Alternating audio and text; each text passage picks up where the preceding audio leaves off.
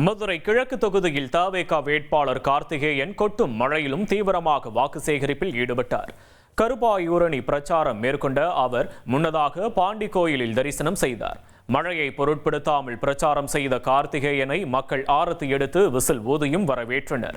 அப்பகுதியில் நிலவும் சுகாதாரமற்ற சூழலை சுட்டிக்காட்டிய அவர், வெற்றி பெற்றால் குடிநீர் வசதி மற்றும் சுகாதாரமான கழிப்பிடங்கள் அமைப்பது தனது முதல் பணியாக இருக்கும் என உறுதியளித்தார். பிரச்சாரத்தின் போது மூதாட்டிய ஒருவர் தொடர்ந்து விசில் அடித்தது கூட்டத்தில் கவனம் ஈர்த்தது.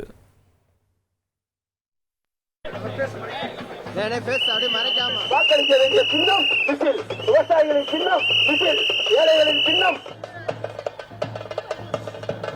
அப்படியே எடுத்தீங்க ஒரு ஆள், அப்படியே வெளியே இங்கிட்டு வந்துருங்க, இங்கிட்டு வந்துருங்க, எடுத்துட்டீங்கன்னா வந்துருங்க ஒரு ஆளா. அண்ணா வழக்கறிஞர் கார்த்திகேயன் நேரடி தொடர்பில் இருப்பார். வாக்களியுங்கள் விசில் சின்னம். பொதுமக்களே மறந்து விடாதீர்கள். ட்ரெண்ட ஃப்ரெண்ட் ஆக்கிக்கோங்க. தந்தி டிவியின் சப்ஸ்கிரைபர்ஸ் அண்ட் ஃபாலோவர்ஸ் குடும்பத்துல நீங்களும் இணையுங்க.